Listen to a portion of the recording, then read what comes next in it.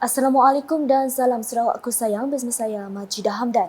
Tumpuan utama, Kerajaan Sarawak terus komited terhadap kelestarian alam sekitar, peralihan tenaga, memanfaatkan kekayaan sumber tenaga bersih serta untuk mencapai matlamat status negeri maju menjelang 2030.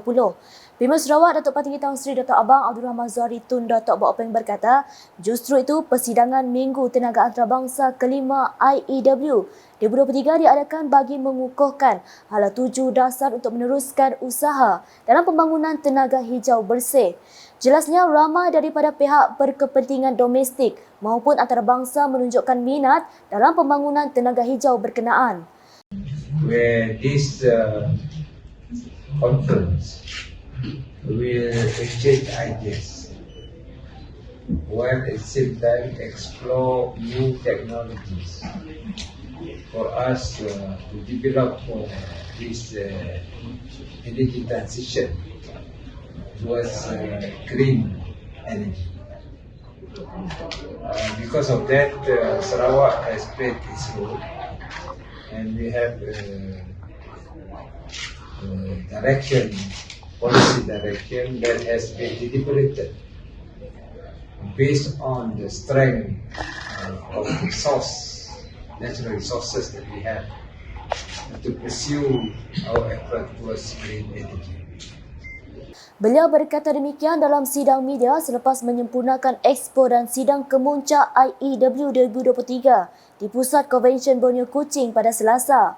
Tambahnya, beliau telah melihat peningkatan dalam penghasilan kenderaan elektrik EV yang akan membantu dalam transformasi pelepasan karbon sifar bersih di Sarawak. Terdahulu dalam ucapan perasmian beliau, Datuk Patinggi Tan Sri Abang Zuhari memberitahu hub hidrogen hijau di Bintulu yang akan menjadi 2 loji mega hidrogen dengan kerjasama antara SEDC Energy dengan konsortium multinational global yang terdiri daripada Sumitomo, INEOS, Samsung Engineering, Lotte Chemicals, POSCO dan Petronas melalui Gentari akan menjadi asas kepada ekonomi hidrogen hijau dan projek penanda aras skala dunia.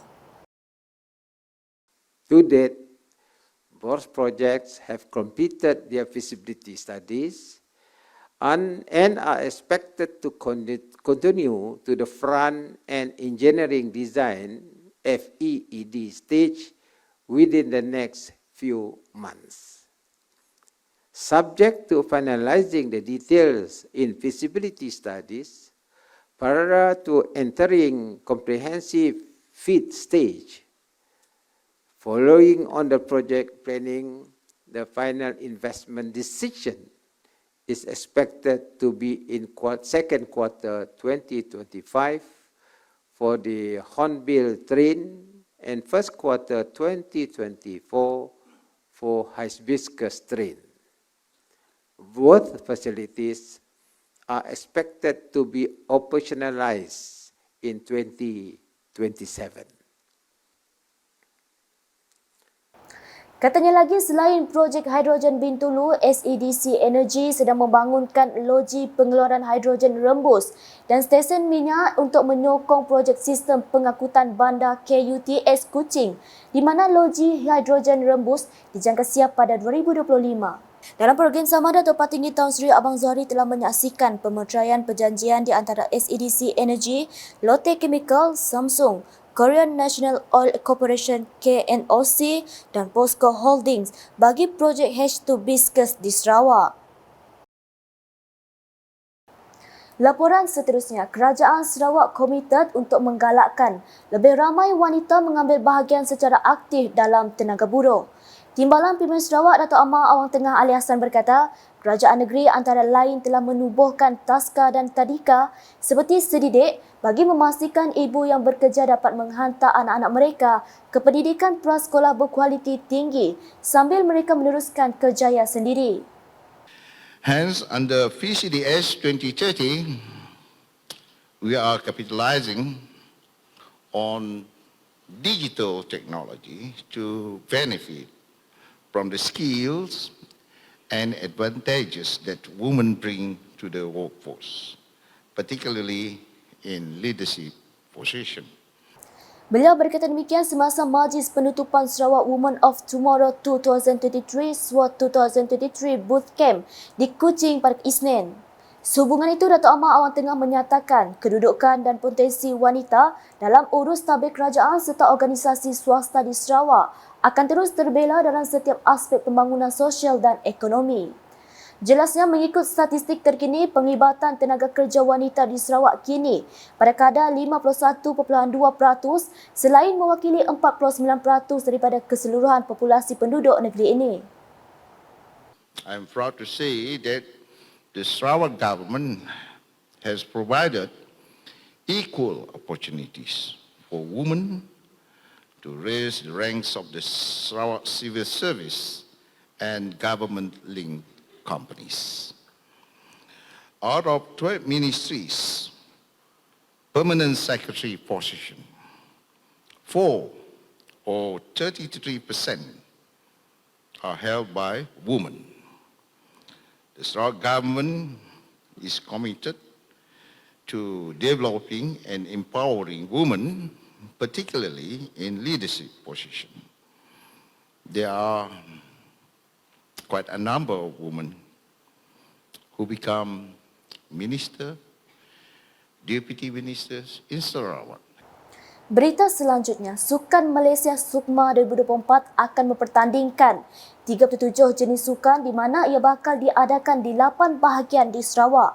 Menurut Menteri Belia Sukan dan Pembangunan Usahawan Sarawak, Datuk Seri Abdul Karim Rahman Hamzah, Menteri Belia dan Sukan Hannah Yeoh telah memutuskan perkara tersebut dalam mesyuarat jawatankuasa tertinggi Sukma di Menara KBS Putrajaya pada Isnin.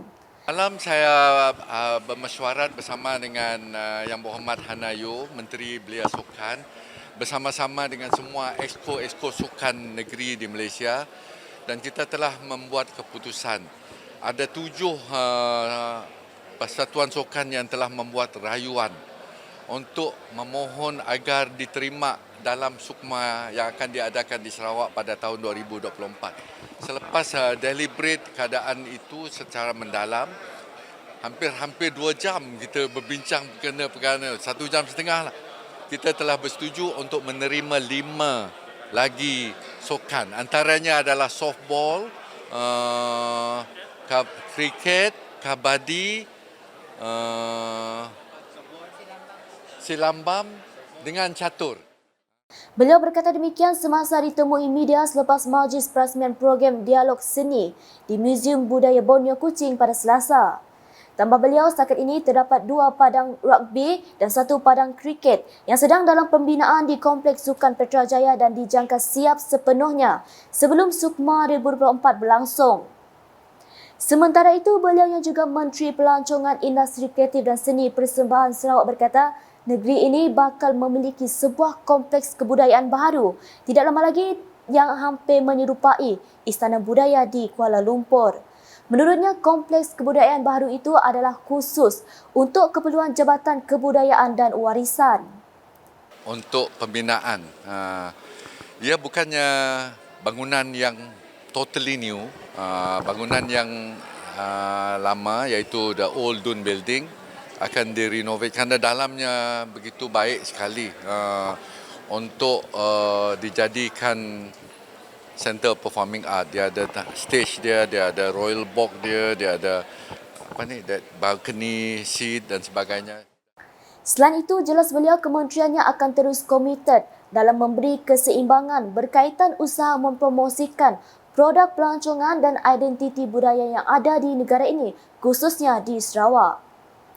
Terdahulu ketika berucap dalam majlis perasmian program Dialog Seni itu, Datuk Seri Abdul Karim berkata, ia merupakan platform yang menyediakan komunikasi 2 hala antara Majlis Seni Sarawak MSS dan penggiat bagi membangunkan seni Sarawak selari dengan pembangunan industri dan ekonomi di negeri ini.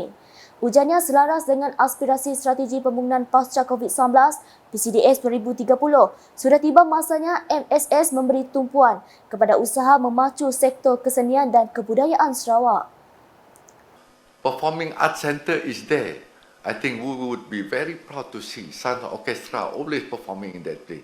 Plus the other performers from Sekolah Seni, from Unimas, from the private sectors, from IMH and all others. That is what we want to see in Sarawak, so that at least we feel proud contributing to make Kuching, to make Sarawak a livelier place to live. Program ini dijalankan dari 13 hingga 14 Jun ini dan merupakan dialog kedua di mana ia pertama kali diadakan pada tahun 2021. Antara topik dialog seni yang diadakan adalah berkaitan dengan pelindungan hak cipta karyawan, industri muzik Sarawak, hak cipta harta intelek pengkarya Sarawak dan hala tuju kesenian Sarawak sejajar dengan PCDS 2030. Manakala Sarawak buat julung kalinya bakal menjadi tuan rumah kepada Simposium Pemulihan Antarabangsa IRS 2023. Menurut Menteri Pembangunan Wanita, Kanak-kanak dan Kesejahteraan Komuniti Sarawak KPWK, Datuk Seri Fatimah Abdullah, Kerajaan Sarawak berasa amat bangga dan gembira untuk menyokong simposium ini. We are going all out to make sure that this symposium will be a success. Beliau berkata demikian semasa sidang media penganjuran IRS 2023 di Kuching pada Selasa. Jelas beliau penganjuran IRS 2023 adalah manifestasi komitmen Kerajaan Sarawak untuk menangani isu penyalahgunaan dadah dan bahan terlarang yang memberi kesan buruk kepada kesejahteraan komuniti serta merupakan punca utama beberapa isu sosial lain di negeri ini. IRS 2023 merupakan peluang untuk meningkatkan keupayaan dan kompetensi kemahiran ahli-ahli One Stop Community MITS kita dan Biro MITS kawasan Penghulu di Sarawak bagi melestarikan the sustainability of usaha-usaha drug demand reduction. So drug demand reduction di peringkat akar umbi. Dalam pada itu, simposium ini yang akan berlangsung di Hotel Imperial Kuching pada 18 hingga 21 September depan akan menampilkan barisan penceramah dan jurulatih dari seluruh dunia yang segelintir daripadanya pernah terlibat dalam penyalahgunaan dadah untuk berkongsi ilmu pengetahuan dan pengalaman mereka. Tambah Datuk Seri Fatimah yang juga ahli Dewan Undangan Negeri Adun Dalat, majlis perasmian simposium ini akan disempurnakan oleh Premier Sarawak, Datuk Patinggi Tan Sri Datuk Abang Abdul Rahman Zaritun Datuk Abang Openg. Untuk maklumat lanjut berkaitan pendaftaran IRS 2023, orang ramai boleh melayari laman web www.recoverysymposium.com. Sekian edisi malam bersama saya Majidah Hamdan. Berita lebih lanjut boleh didapati di semua platform media sosial UKAS, termasuk portal ukas.sarawak.jvny dan UKAS channel di YouTube. Sebelum mengakhiri buletin edisi malam ini, saksikan sorotan Majlis Penutupan Sarawak Women of Tomorrow 2023 Bootcamp yang disempurnakan oleh Timbalan Premier Sarawak, Datuk Ahmad Awan Tengah Ali Hassan di Kuching pada Isnin. #Mebafakta. Salam UKAS. Selamat malam.